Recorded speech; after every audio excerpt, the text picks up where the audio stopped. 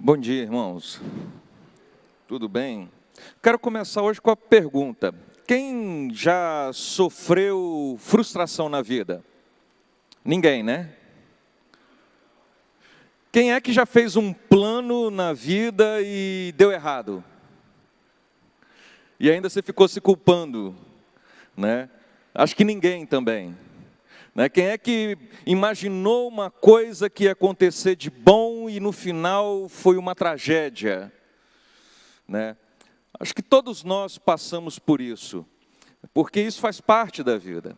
E hoje a gente vai tratar de um livro que ele vai se focar basicamente nessas frustrações, nessas tragédias, quando a gente faz um plano e não dá certo, e a gente vê pior, a gente vê aquela pessoa que nem crente é contra Deus e tudo dá certo para a vida dele.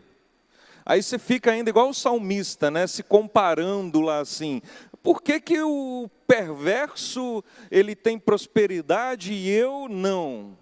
Né? Ou seja, são aqueles questionamentos que eu acho que se você não fez ainda, em algum momento da vida a gente se faz. Né? Onde é que está o Deus que eu sirvo? Cadê? Ele me esqueceu? E a gente se pergunta nisso. Então hoje a gente vai estudar o livro de Eclesiastes, que é um livro que é fora da curva no sentido da normalidade. É um livro que aponta para frustrações, aponta para planos que não deram certo, para situações que você planeja e não funciona. Então a gente vai tentar entender um pouco desse livro hoje, que a gente vai ver que não é um livro fácil para se interpretar, tá? Não é um livro que a gente consegue ler e tirar assim conclusões, ok? Então vamos lá. Então só contextualizando, a gente está fazendo esse panorama e a gente já viu o Pentateuco, os 5 primeiros livros da Bíblia, os livros históricos, e a gente está numa parte da Bíblia que são chamados livros poéticos, né? Esse é o 4º livro poético. O pastor Tiago já passou o livro de Jó, Salmos, Provérbios, e a gente está no livro de Eclesiastes, e domingo que vem, provavelmente, sei lá, o livro de Cantares ou Cântico dos Cânticos, tá? Então a gente está justamente nesse ponto aqui de Eclesiastes, certo? Então ele é um livro que predominantemente ele tem essa estrutura poética.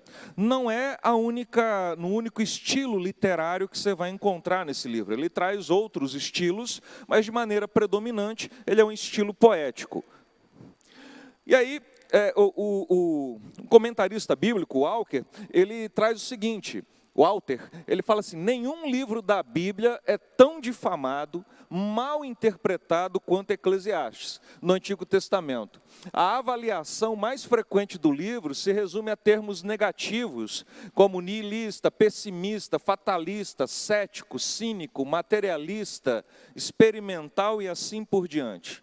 Essas daqui são interpretações equivocadas do livro. Né? Às vezes você vai ler o livro de Eclesiastes, você vai ver assim, nossa, quem escreveu estava num momento muito ruim da vida. Um livro muito pessimista, muito cético, parece que não acredita em Deus. Você lê assim, que livro é esse? Parece que ele destoa dos outros livros bíblicos. E essas interpretações, elas foram tão sérias que já se chegou a questionar a canonicidade do livro de Eclesiastes por conta dessas interpretações equivocadas. Já se chegou a questionar assim, será que Eclesiastes realmente é canônico? Será que ele deveria estar realmente na Bíblia? Ou foi um erro, né? A gente discorda desses entendimentos. Pelo contrário, a gente entende que esse livro é um livro que ele traz Deus como um centro da nossa vida, e é um livro que ele traz uma ortodoxia, ou seja, é um livro que traz toda está dentro dos parâmetros básicos do contexto bíblico. Tá? Então a gente entende que ele não destoa do restante da Bíblia. É claro, ele tem que ser interpretado com o restante da Bíblia. A gente não pode isolar algumas coisas na Bíblia, porque a gente sabe, qualquer texto isolado da Bíblia pode produzir interpretações erradas. Tá? Então é um livro que, ao meu ver, ele traz, pelo contrário, não é pessimista, não é cético, cínico, é um livro otimista. Ele coloca a nossa vida em ordem quando ele coloca Deus como sendo o centro da nossa vida. E ele, principalmente, ele traz para a gente o seguinte, é quando Deus não está na nossa vida. É quando nós não temos Deus no centro da vida, é que vão acontecer essas coisas que o livro de Eclesiastes vem relatando. Tá? Então, se você começar a fazer igual o autor do livro, observar a vida das outras pessoas, você vai começar a ver frustrações, tragédias, né, coisas que não dão certo. Mas aí você começa a se questionar, mas por que isso? Lá no final do livro, né, o autor do livro ele percebe, foi a falta de Deus. Uma vida sem Deus, ela vai trazer várias consequências que a nossa observação prática vai perceber isso também. Tá? Mas, então, Eclesiastes, como ele próprio diz aqui, o autor, né, o comentarista, ele não é um livro de fácil interpretação. Ele gerou durante a história e gera ainda até hoje muitas interpretações distintas. Existe um ponto aqui, chave, que a gente vai bater em cima dele, que é o ideal para a gente tentar entender o que é a melhor forma de interpretar Eclesiastes. Tá? Esse nome Eclesiastes aí, ele vem da tradução da Septuaginta, né, do grego, eclésia, que significa assembleia, ou aquele que fala para uma assembleia. Tá? A ideia desse nome Eclesiastes é a ideia de alguém que fala para uma assembleia. Tanto que você vai ver no primeiro versículo de Eclesiastes, fala palavra do pregador. Né? Pregador é aquele que fala para uma assembleia de pessoas. Então, o Eclesiastes saiu justamente desse nome. Tá? No hebraico, Kohelet, ele é traduzido como pregador, professor, mestre, sábio, alguém que fala para alguma assembleia. Tá? Então, esse termo que você vai ver aí várias vezes no livro de Eclesiastes, falando a palavra do pregador, né? No versículo 1 do capítulo 1 de Eclesiastes, você vai ver isso, palavra do pregador. Lá no versículo 12 do capítulo 1, fala, eu, o pregador. Então, é essa a ideia, é alguém falando, né, para uma assembleia de gente. Só que assim, quem é esse pregador? Né? Ou seja, quem é que escreveu o livro de Eclesiastes? Tradicionalmente, a autoria do livro ela é atribuída a Salomão, tá? Por alguns fatores internos do próprio livro que eu quero ver com vocês. Então, de maneira tradicional, é Salomão que é colocado como autor do livro. Dá uma olhada aí comigo aí. Por exemplo, abre aí comigo Eclesiastes capítulo 1, versículo 1. Você vai ver aí, palavra do pregador, filho de Davi, rei de Jerusalém. Bom, não dá para a gente falar assim, foi Salomão, né? Porque quando a gente fala filho de Davi, pode ser alguém da genealogia de Davi, certo? Que teve vários que foram reis de Jerusalém. Então, isso daí já é um ponto inicial. Olha o versículo 12 aí do capítulo 1. Novamente ele reafirma, eu, o pregador, venho sendo rei de Israel em Jerusalém. Tá?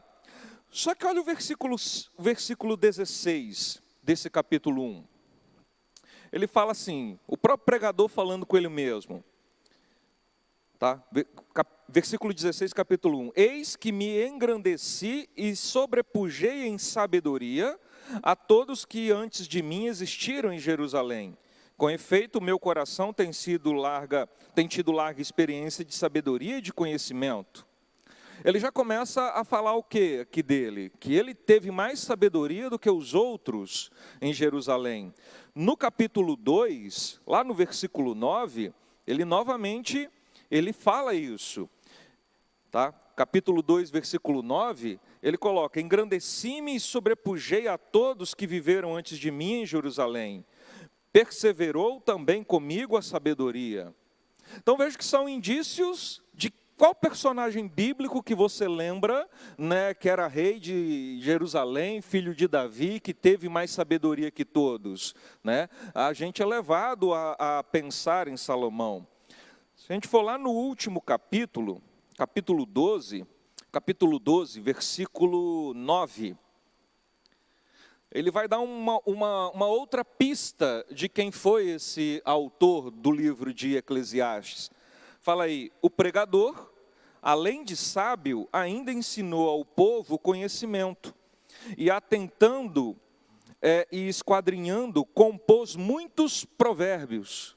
Ou seja, novamente, quem é que você lembra, né, da composição de provérbios? A gente viu domingo passado, né, lá em 1 Reis, que reflete, né, que lá Salomão escreveu não sei quantos mil salmos, quantos mil provérbios, ou seja, esses daqui são indícios de que o autor de Eclesiastes é Salomão.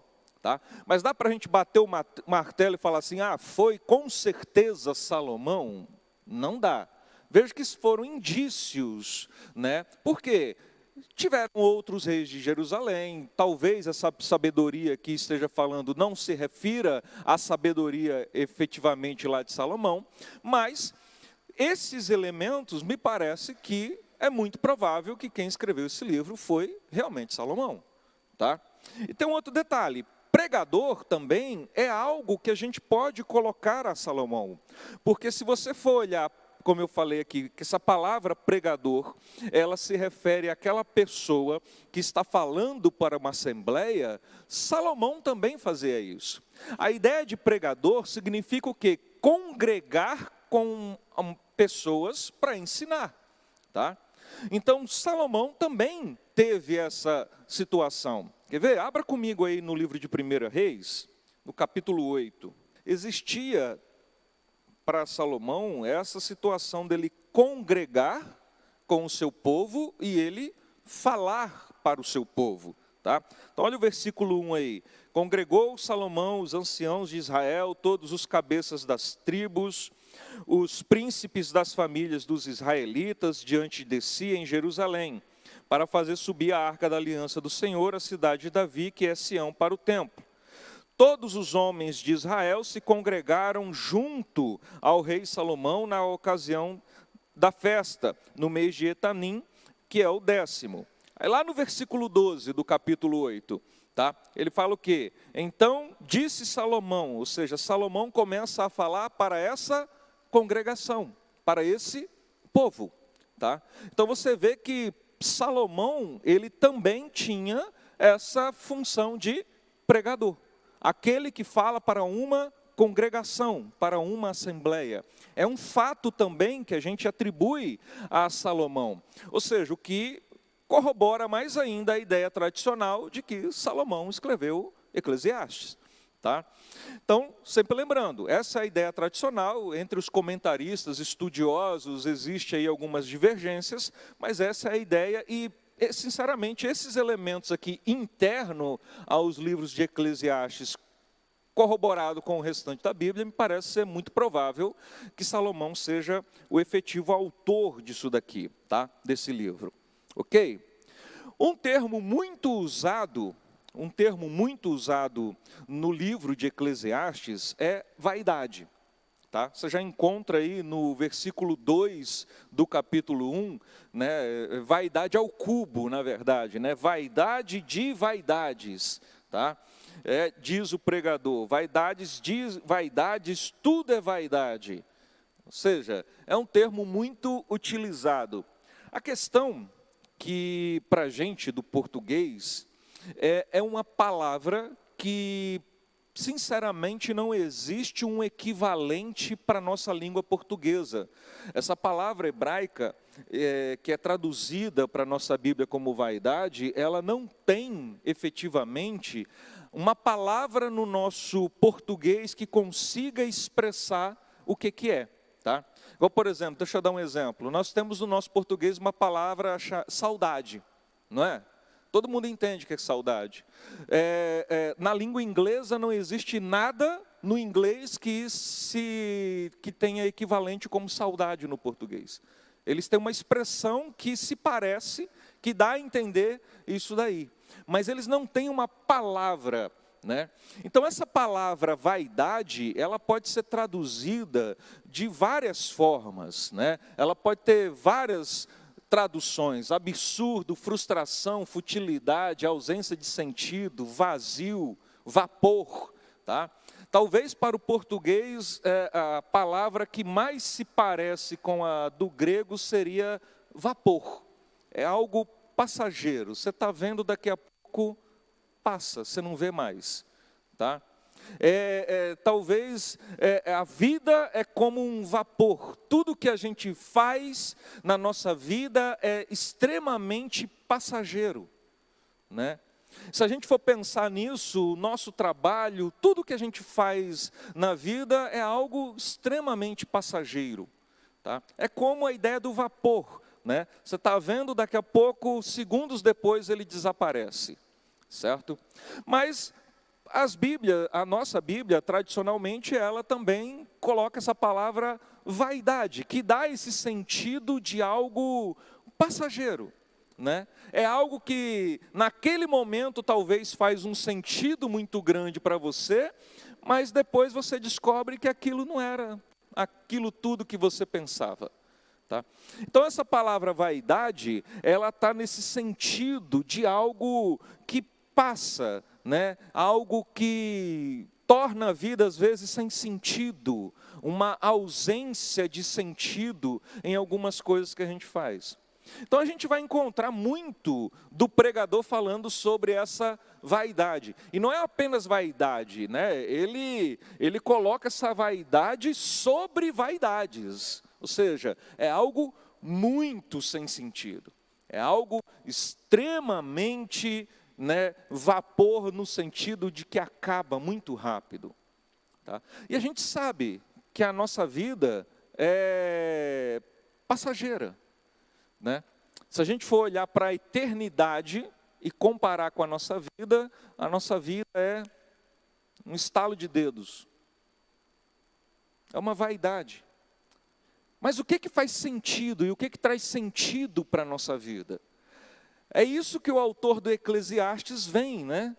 E ele usa uma expressão, né, que é uma chave para você compreender bem o livro de Eclesiastes. Você vai ver ele sempre repetindo essa expressão: debaixo do sol, debaixo do sol, debaixo do sol. Ou seja, a nossa vida aqui, terrena, debaixo do sol, é algo que, se você não tem um sentido maior para viver, que está acima desse sol, é tudo vaidade. Se você não se coloca num sentido maior do que está debaixo do sol, realmente é tudo frustração, né? Tem muitas pessoas que seguem uma filosofia materialista. A filosofia materialista, ela entende basicamente que só existe isso daqui, o material, não existe nada além disso. Morreu, acabou. Se você levar ao pé dessa filosofia materialista, então assim, qual o sentido de você tratar bem as pessoas? Qual o sentido de você viver uma vida boa, ética, se você não tem que prestar contas a ninguém depois dessa vida? Por que então que você não se torna aquele bandido 171 que dá golpe e vive feliz, né?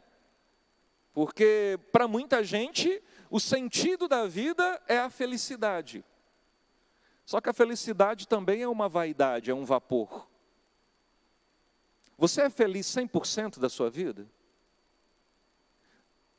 Normalmente as pessoas colocam como meta de vida a felicidade. Só que aí elas descobrem que aquilo que elas estão buscando, ou aquilo que elas estão fazendo, não traz uma felicidade perpétua, uma felicidade perene, mas é uma felicidade passageira. A pessoa sai, vai para a festa, se droga, bebe, volta para casa, quando acorda é uma depressão. A falta de um sentido. Porque debaixo do sol, tudo é vapor, vaidade.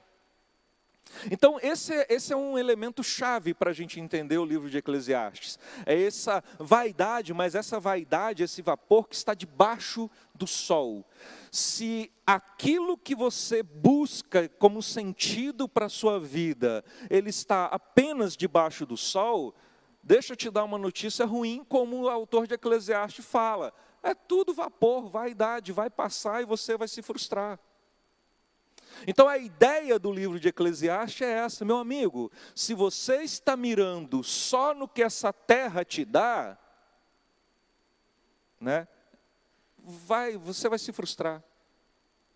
Se você está buscando só o que essa terra te dá, você vai se frustrar. Mas se você está buscando algo maior do que isso, Deus, o sentido da vida, uma vida centrada em Deus, com uma cosmovisão centrada em Deus, as coisas passam a ter outros valores na nossa vida, não é?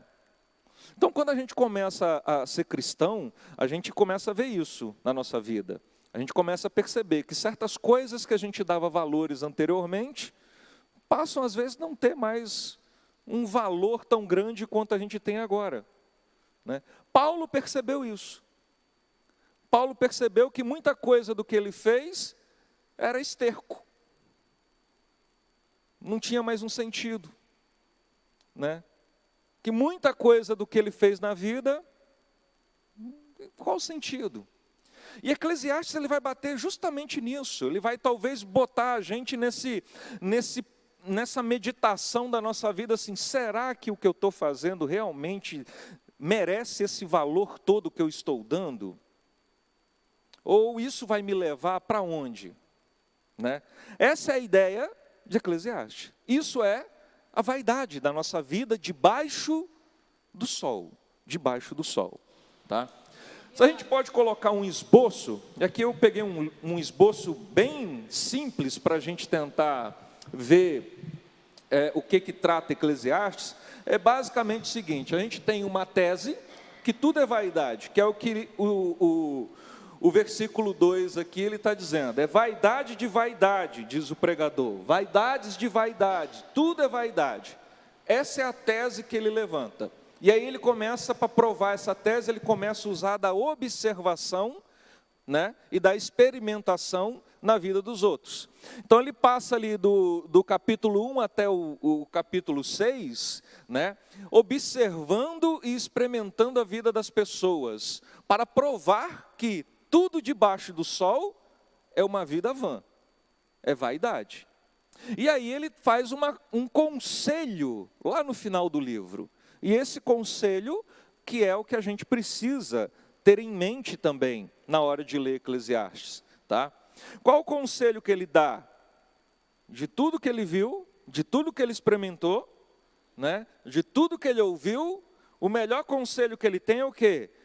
Teme a Deus. Guarda os teus mandamentos, porque isso é o dever de todo homem. Então, ele busca analisar a vida das pessoas, né, através dessa tese, ou seja, tudo é vaidade. Ele começa a olhar a vida das pessoas debaixo do sol, e ele começa a ver que realmente tudo é um vapor.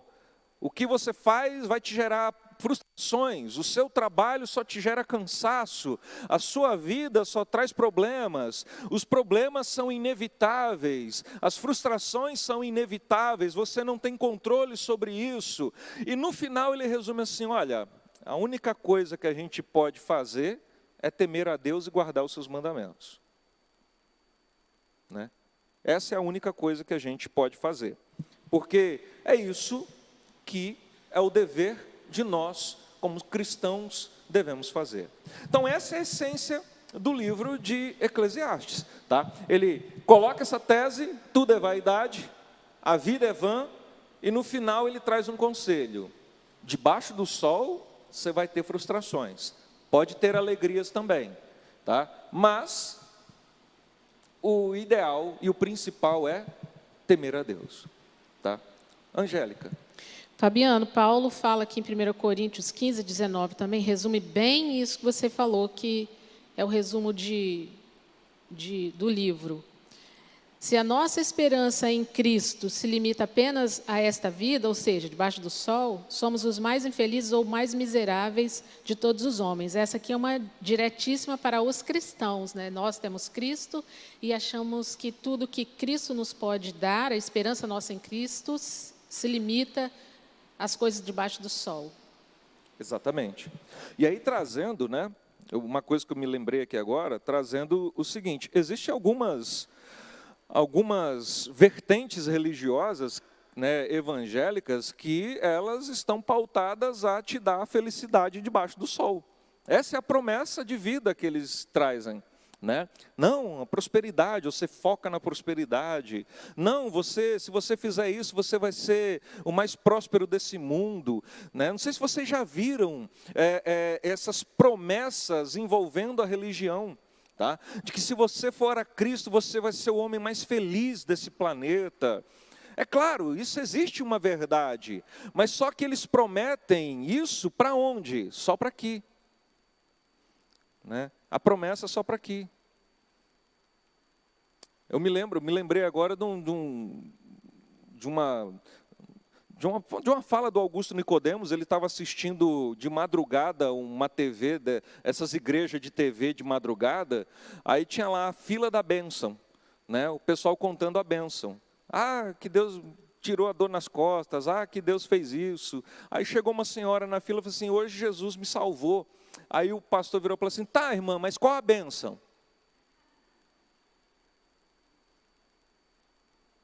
Ou seja, a gente resume a bênção a coisas materiais, e a mais importante bênção que nós podemos receber é a salvação em Cristo. Né? Às vezes as pessoas, elas se frustram. Quantas pessoas foram trazidas para uma igreja baseada nessas promessas vãs de vaidade debaixo do sol, e quando elas não têm quando elas não conseguem obter, né, a promessa que é feita a elas, o que acontece com essas pessoas? Às vezes elas se frustram. E elas saem da igreja ainda reclamando de Deus. Elas falam assim, eu não volto nunca mais, porque prometeram isso e Deus não me deu. Deus não tem nada a ver com essa história. Né?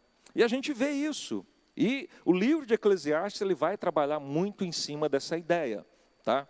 Então aqui, eu peguei para a gente estudar, fazer um esboço, é uma estrutura proposta aqui pelo Panorama do Antigo Testamento, do Andrew Hill, tá? E J.A.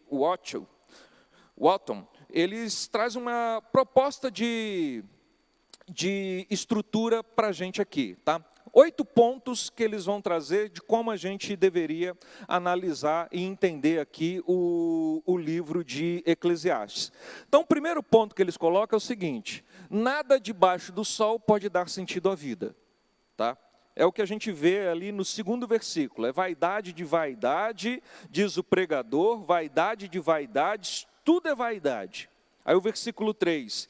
Que proveito tem um homem de todo o trabalho que se afadiga debaixo do sol? A pergunta que ele faz.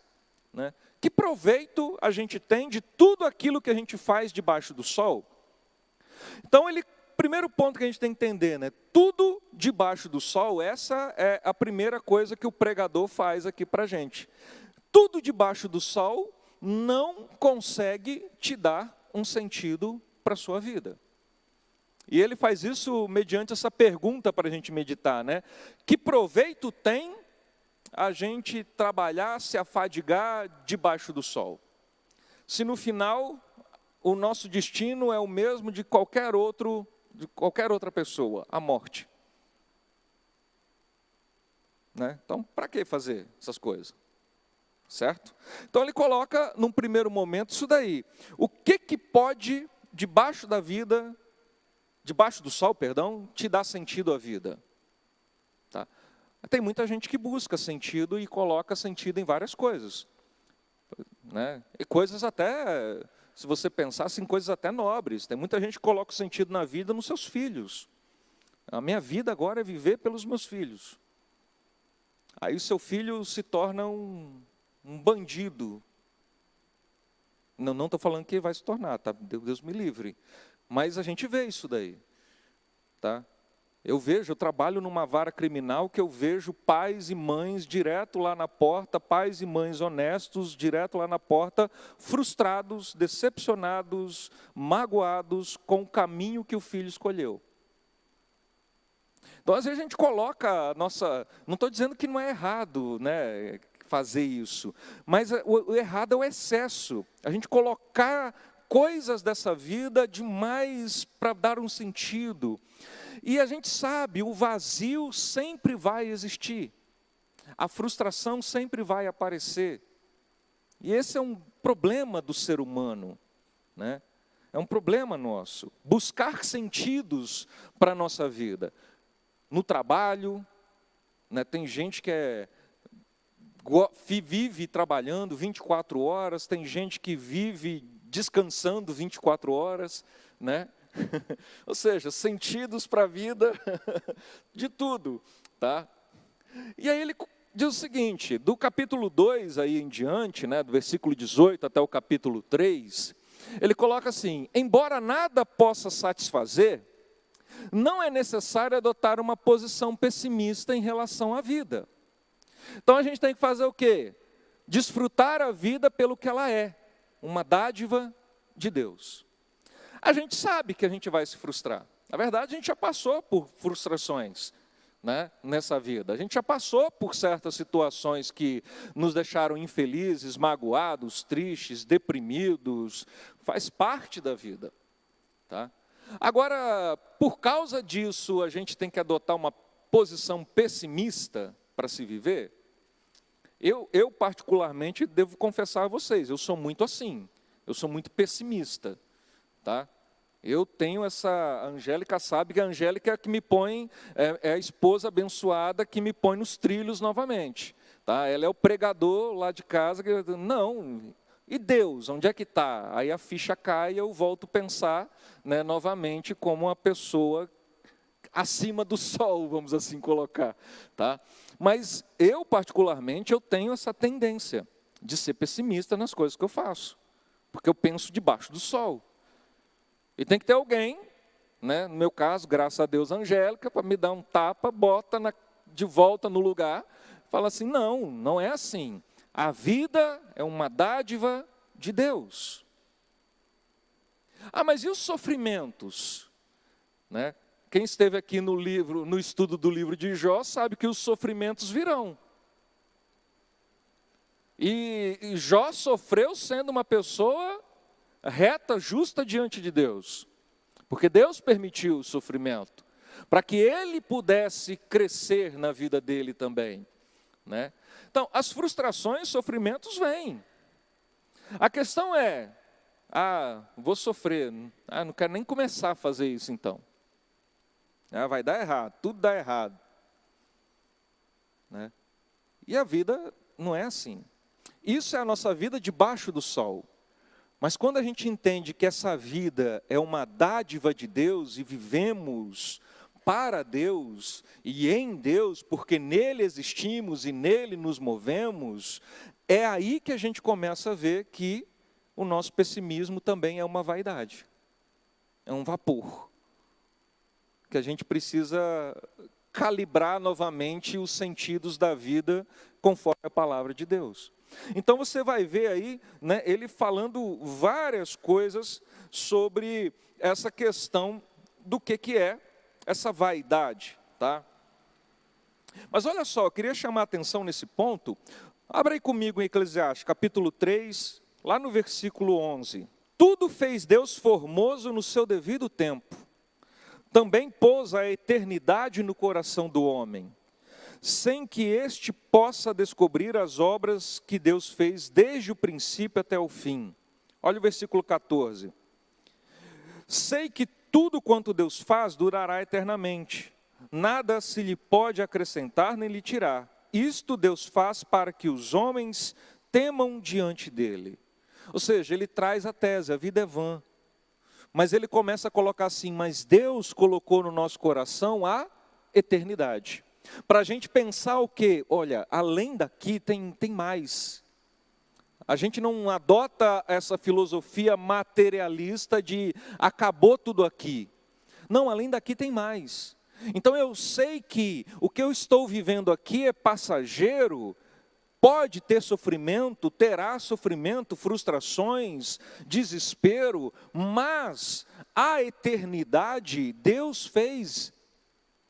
E Deus colocou coisas que eu não consigo nem imaginar, nem descobrir essas coisas. Essa dádiva que nós temos de viver é que tem que ser o ponto que nos move debaixo do sol.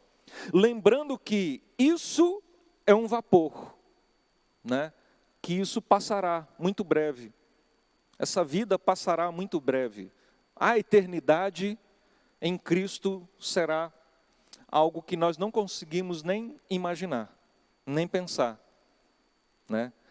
Então ele continua aqui colocando, diversas situações da vida produzem adversidades. O resultado é que as frustrações e a adversidade não podem ser evitadas. Tá? A gente consegue evitar uma frustração na vida? Uma adversidade? Não. A gente não consegue. Né? Quer ver? Há poucos anos atrás, todo mundo vivendo normalmente, né? Prosperando, trabalhando, veio pandemia. Fecha tudo, todo mundo em casa, muita gente aí quebrando, passando dificuldade, tem gente ainda que não se recuperou até hoje, tá? Dessas situações. Mas você tinha controle sobre isso? Você tinha controle desses fatos? Não. Né? A gente não tem controle com o futuro, a gente não sabe o que pode vir. Pode dar certo, mas pode não dar. Eu não tenho controle sobre essas coisas. Tá? A gente tenta, até nas coisas que a gente tem controle, a gente costuma errar e ainda fazer errado. Você imagina quando a gente não tem controle. Então, uma coisa que a gente precisa entender, né? Frustrações, adversidades, elas são inevitáveis na nossa vida. São inevitáveis. São inevitáveis. Há 6 anos atrás, há pouco tempo, eu perdi um irmão num acidente de carro. É inevitável. A pior coisa do mundo, você receber uma ligação dizendo que um familiar seu faleceu por um acidente. Não é nem velhice. Né? É algo que você olha assim, você fala, e agora? Parece que o chão onde você está pisando desaparece, mas aí você coloca assim, não, é inevitável. E se a gente não tem, né, parece um clichê cristão, mas é uma pura verdade, se a gente não tem aquela percepção e fala assim, mas Deus está no controle. É um clichê nosso, né? Mas é o que dá sentido à nossa vida. Porque se a gente pensar que nem Deus está no controle, então, aí não tem jeito. Tá? Então, as adversidades, elas vêm. E aí, se você for olhando aí no livro depois, você vai ver que ele vai colocando aí, do capítulo 3 até o capítulo 7, ele vai colocando várias situações aí sobre o trabalho, sobre o tempo, sobre votos precipitados, tribulações na vida, ou seja, ele traz várias situações de adversidade, tá? Que elas vêm, certo? Elas vêm. Quem dera se a gente tivesse, né, o poder de tirar as adversidades da nossa vida, as frustrações, os problemas, seria muito legal, né? Se a gente pudesse. Seria? Você perceber, sai, aí, muito legal. Só que a gente ia ser um monte de crente mimado, né? Se a gente fosse só felicidade o tempo todo, seria um mimo a gente viver assim. O que nos faz crescer, e o que nos faz aumentar a fé, o que nos faz perceber que tudo debaixo do sol é vaidade, traz frustração, que se a gente colocar um propósito de vida somente aqui, a gente vai se frustrar, são esses sofrimentos, essas adversidades. É aí que Deus nos prova, é aí que Deus nos testa. Então a adversidade vem, e às vezes Deus que coloca. Né? Só lembrar de Jó. Vocês queriam ser Jó? Ter aquele sofrimento inicial?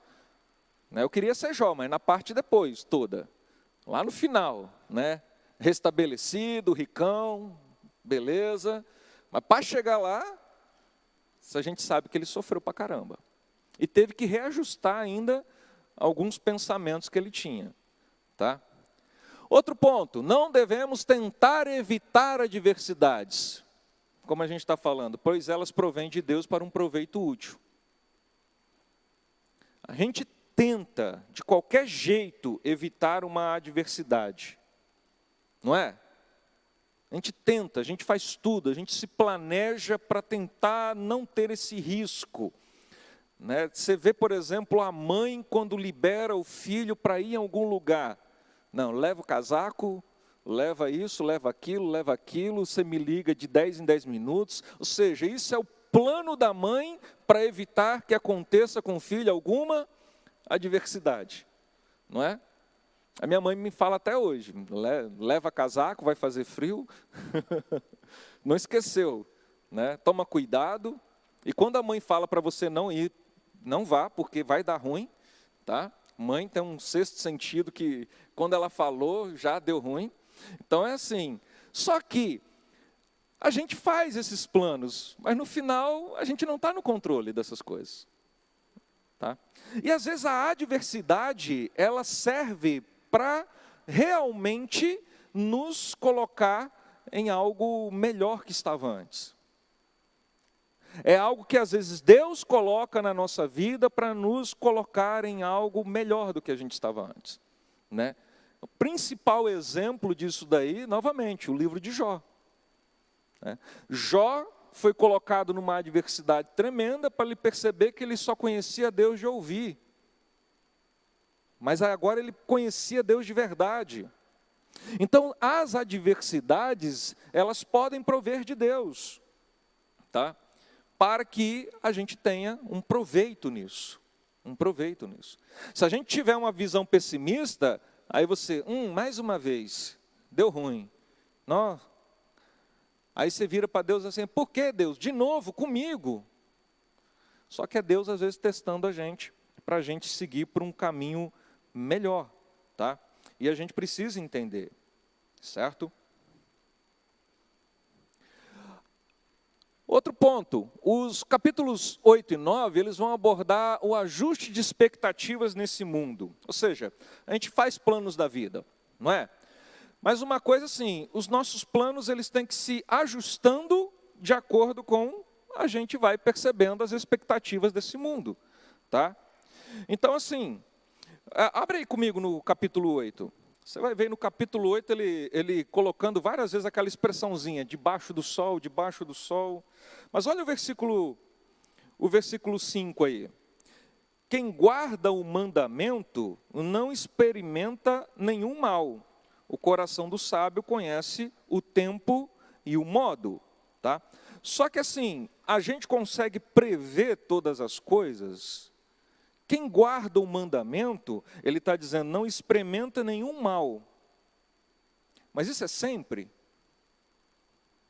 Né? Aqui está a nossa capacidade de se ajustar à realidade do mundo. É a gente guardar os mandamentos de Deus.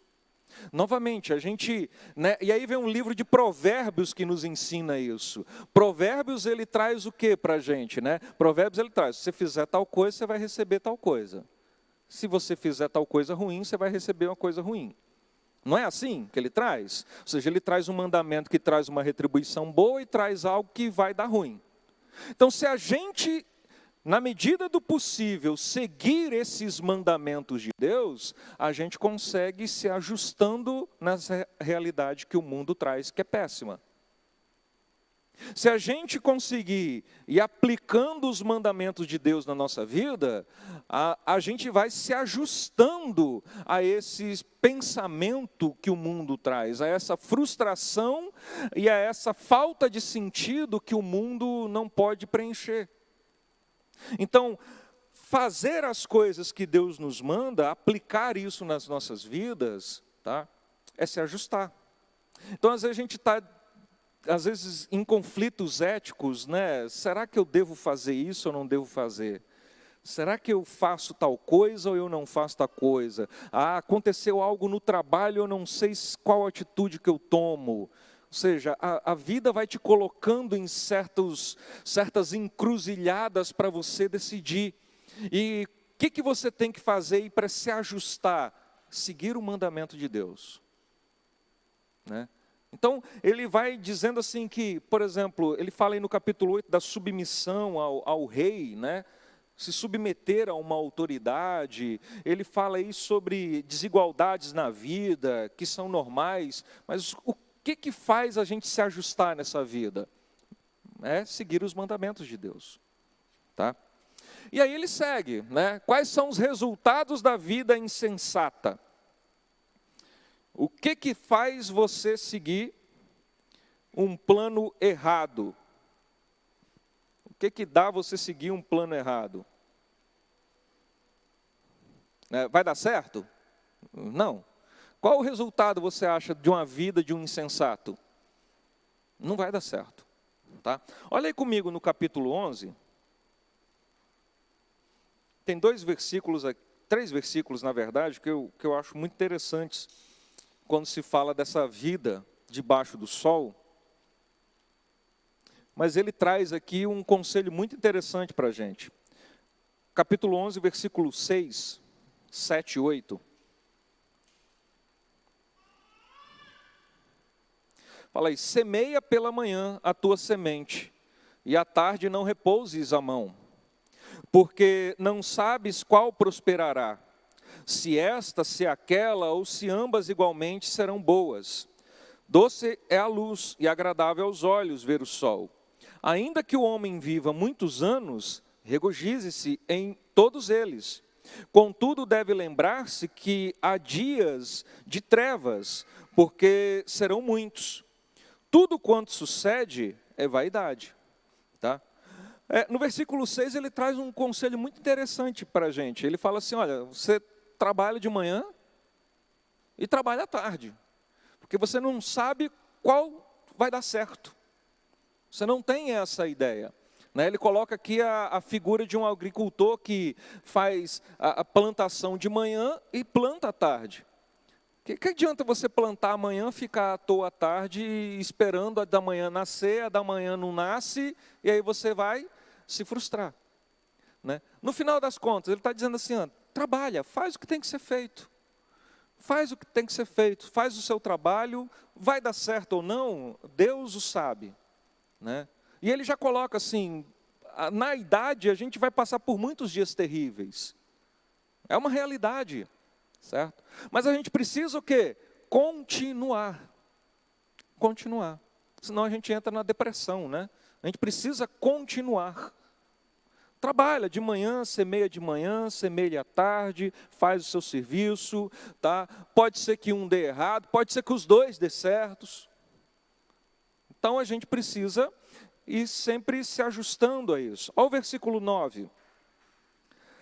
Alegra-te, jovem, na tua juventude, e recreie-se o teu coração nos dias da tua mocidade. Anda pelos caminhos que satisfazem o teu coração e agrada aos teus olhos. Aí vem o conselho: sabe, porém, que de todas estas coisas Deus lhe pedirá contas. Ou seja, quer viver, né? Vai viver. Você quer ter uma vida insensata, né? O pregador está falando: vai, vive o que você quer viver. Mas ele coloca um porém: sabe, porém, que de tudo que você fizer, Deus vai te pedir contas. Esse é o resultado de uma vida insensata.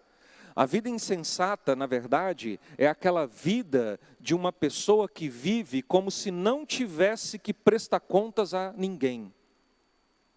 Isso é viver de maneira insensata. Viver como se você não precisasse prestar contas a ninguém. E eu não estou falando prestar contas ao pai, prestar contas à mãe, prestar contas ao chefe, é prestar contas ao Criador. Naquele dia a gente sabe, a Bíblia em outros lugares ela fala que no dia do juízo, ali haverá uma prestação de contas. E a gente precisa pensar bem. O pregador ele é legal, né? Ele fala assim, quer viver, jovem, sua vida? Vai, vive, agrada teu coração, faz o que você quiser na vida. Mas, porém, saiba que de tudo você vai ter que prestar contas a Deus. Se você fosse de uma filosofia materialista, a prestação de contas não ia existir, né? Se você acreditasse que só existe nesse mundo, a prestação de contas, ela não teria sentido. Mas a gente sabe que a eternidade virá, tá? Para alguns, muito boa, para outros, um juízo. Outro ponto, ter cautela na vida.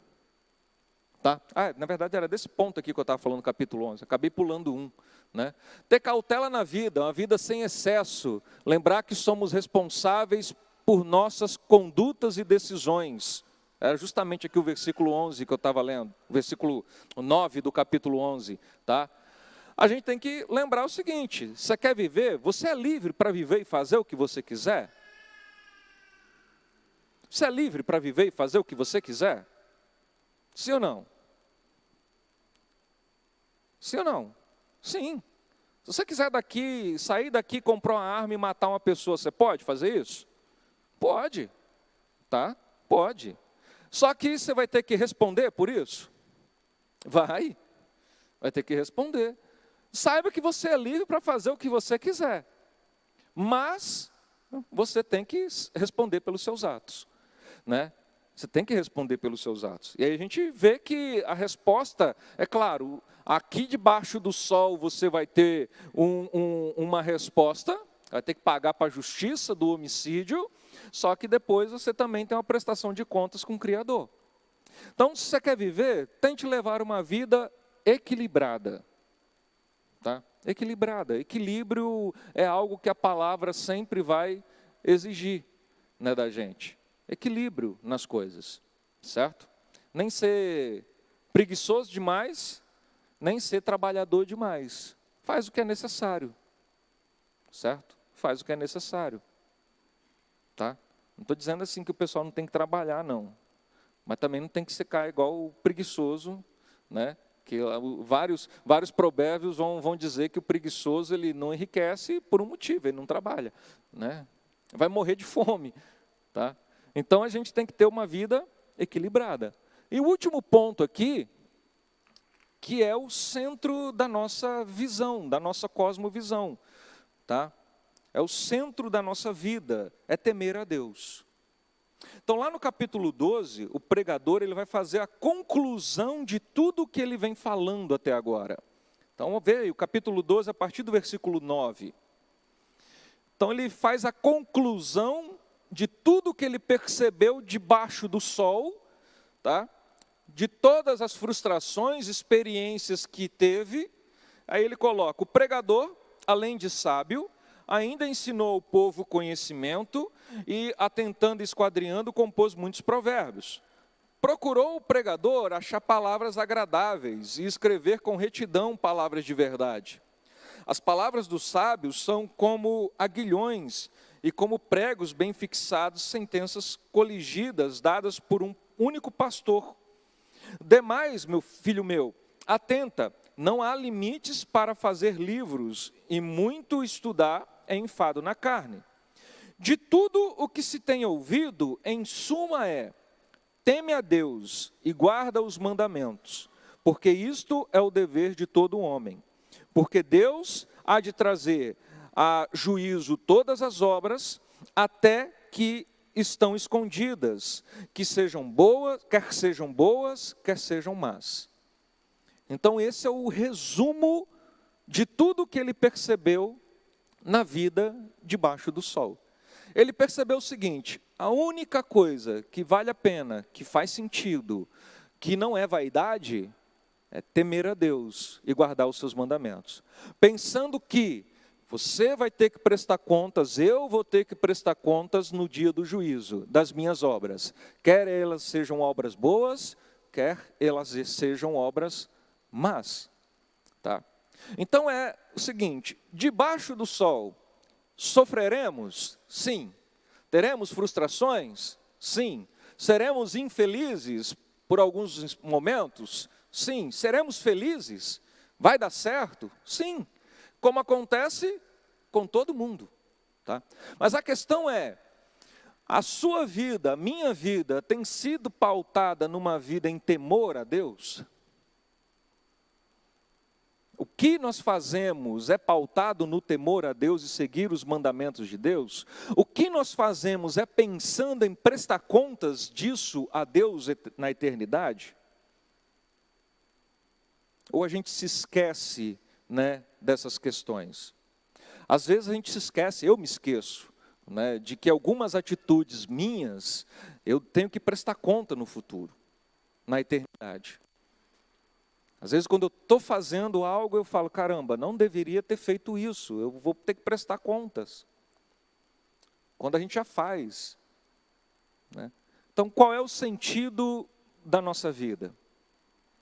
Qual é o sentido da nossa vida? É só se enfadar, né? Se cansar, correr atrás do vento? Mais do que isso. Tudo isso vai acontecer com a gente. Mas o cerne da questão é: onde é que está o temor de Deus em todas as coisas que nós fazemos?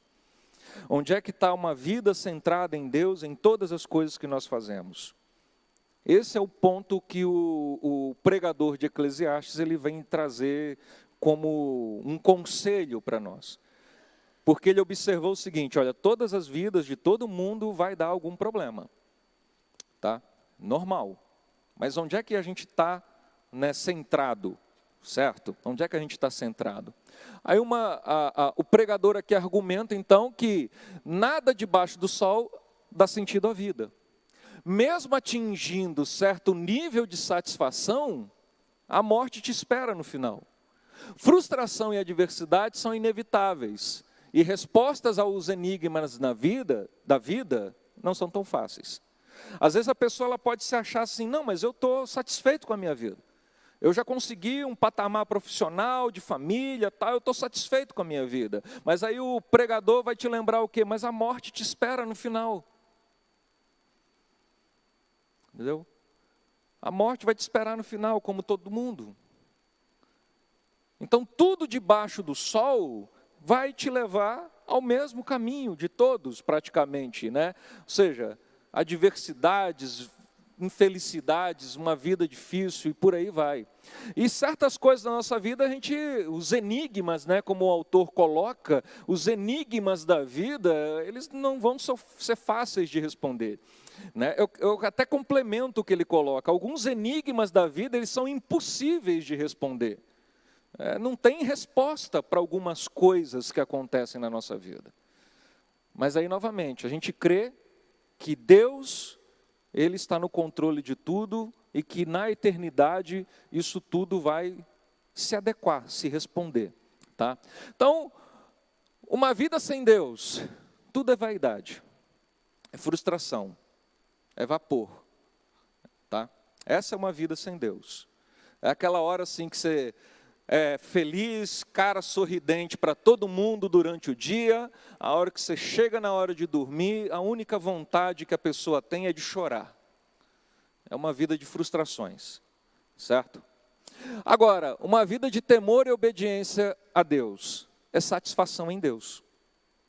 Aí sim você vai adquirir e ser verdadeiramente satisfeito com tudo que você faz.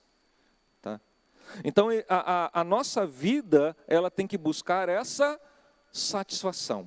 Não satisfação em coisas, satisfação no que eu faço, mas satisfação em temer e obedecer a Deus. Esse é o conselho principal que ele vai trazer para a gente aqui, tá? Então, desfrutar a vida não significa procurar satisfação pessoal, mas reconhecer tudo procede da mão de Deus.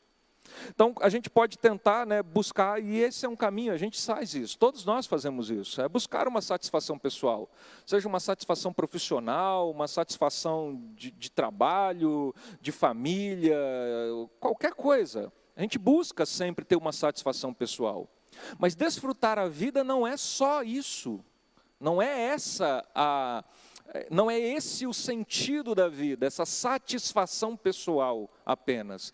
O sentido da vida é muito maior do que esse. É reconhecer que tudo procede da mão de Deus. Tudo vem de Deus.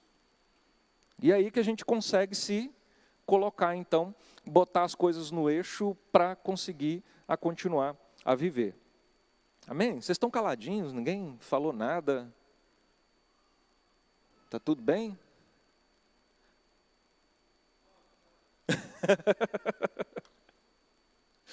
Tá? Então, assim, isso daqui eu achei num outro livro, ficou meio desformatadinho ali, mas eu achei num outro livro que eu achei muito bacana, essas relações, né, que a gente tem. Um conhecimento sem Deus vira um cinismo, tá? Uma grandeza sem Deus é tristeza, a pessoa tem de tudo, mas chega em casa, se é aquele vazio triste.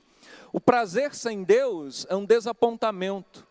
O trabalho sem Deus é o ódio pela vida. Eternidade sem Deus é um fracasso. A vida sem Deus é uma depressão.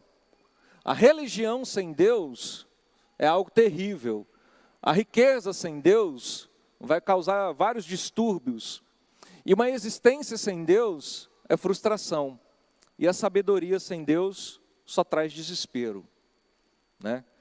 Eu vejo a sabedoria sem Deus, o pessoal, esses dias eu vi a criatura falando, não, que o meteoro vai se chocar na Terra daqui não sei quantos bilhões de anos. Aí o pessoal já desesperado, já. Aí eu falei assim, tá. Mas até lá, né, 200 milhões de geração já passaram pela Terra, Jesus já voltou, né, já deu tudo certo, não precisa se esquentar a cabeça com isso não. Então, às vezes, a sabedoria ela vai causando um desespero, né? Quando não tem Deus, ela vai causando um desespero nas pessoas, que elas não sabem de onde vem, como que controla. Tá? Então, a verdade é essa, meus irmãos, que sem Deus, a nossa vida ela vai ter muita adversidade. Até com Deus, a gente tem muitas adversidades. Mas a gente sabe que esse é o controle de Deus, Deus está no controle e que essas coisas são necessárias para a nossa vida, para que a gente cresça. Né? O sofrimento faz parte da vida do ser humano, faz parte da vida do cristão. O fato da gente ser cristão, crente, crer em Deus, ser piedoso, não nos livra, não nos torna imune de sofrimentos, adversidades e frustrações. Né? Isso não é dessa forma. Amém? Alguma dúvida, questionamento? Não, eu queria só lembrar que esse livro realmente é quase com certeza, sim, quase, né? Com certeza foi Salomão mesmo. Por quê? Porque ele realmente, apesar de ter sido um homem com muita sabedoria, né? Cometeu várias bobagens no transcorrer de sua vida, né? Então, talvez isso o levou a escrever esse livro. Ou seja, eu fiz tanta coisa errada, né? Mesmo tendo sabedoria, e era tudo vapor mesmo, né? E ele reconhece isso na velhice. Esse livro, eu imagino que ele tenha escrito um pouco mais na velhice, apesar que eu vi aqui, ele morreu aparentemente muito cedo, com 60 anos de idade, aparentemente. Não sei se bate, né? Mas, ainda assim, ele reconheceu as bobagens que fez, e fez por causa das vaidades mesmo, né? Isso aí, então, é uma bela exortação às nossas vidas, né? E aí a gente tem muita gente que acredita mesmo que o livro de Eclesiastes foi escrito por Salomão já no final da vida, quando ele, na velhice dele, quando ele tinha feito, né, aquelas várias concubinas, apostasia a Deus, e aí ele para e pensa no tudo que ele fez, né? E a gente, sim, se foi Salomão, e efetivamente eu acho também que foi ele, né, que escreveu, a gente está falando de uma pessoa que recebeu muita sabedoria, como a gente viu, escreveu Provérbios, né, domingo passado, a gente viu disso, recebeu muita sabedoria, mas a partir do momento que essa sabedoria fica sem Deus, né, o caminho desvia, né? Eu também achei interessante, aí no capítulo 9, versos 7 e 8, ele faz também uma... Assim, não é só tristeza, é possível ser alegre também, né? Os versos 7 e 8 aí... Exatamente. Amém, irmãos? Vamos orar? Vamos colocar de pé para a gente orar e encerrar. Senhor Deus, muito obrigado, Pai, por esse livro Eclesiastes, porque sabemos que o sofrimento, a frustração, a adversidade não é algo exclusivo da minha vida, mas isso é da humanidade, Senhor. Várias pessoas nesse momento estão passando por isso, adversidade, sofrimento. Pai, mas que nós possamos, no meio das nossas adversidades, das nossas frustrações, saber que existe um Deus maior do que todas essas coisas, saber que existe um Deus que olha por nós, está no controle de todas as coisas, é soberano, criador, e que, Pai, nos ajuda, e que não dá nenhum sofrimento a nós, não dá nenhuma tentação que nós não possamos suportar. Pai, muito obrigado, e nós pedimos que o Senhor venha confortar os corações daqueles que nesse instante estão passando por sofrimentos, ó Deus, por adversidades, mas que eles possam lembrar que o sofrimento sem Deus realmente vai ser desesperador. Mas quando nós lembramos que existe um Deus que controla todas as coisas, que é soberano todas as coisas, esse sofrimento passa a ser um aprendizado para as nossas vidas, Senhor. Deus nos ensine a aprender em meio às nossas adversidades, nos ensine a tirar lições valiosas do meio das nossas adversidades, lições de fé, de temor, de obediência ao Senhor em meio às nossas adversidades, às nossas frustrações, às nossas falhas, Senhor. Que nós possamos aprender com o pregador, ó Deus, desse livro, que o que vale a pena, em suma, é temer a Deus e cumprir com seus mandamentos. E que sabemos que no futuro, na eternidade, no dia do juízo, nós teremos que pagar contas, prestar contas de todas as nossas obras, Senhor. Nos ensine, ó Deus, a viver uma vida digna de louvor ao Senhor, mesmo em meio às adversidades, mesmo em meio aos sofrimentos, ó Pai. Em nome de Jesus que nós oramos, nos abençoe, ó Deus, para que nós possamos comparecer à noite ao culto, para que nós possamos engrandecer o Teu santo nome, Senhor. Em nome de Jesus, amém.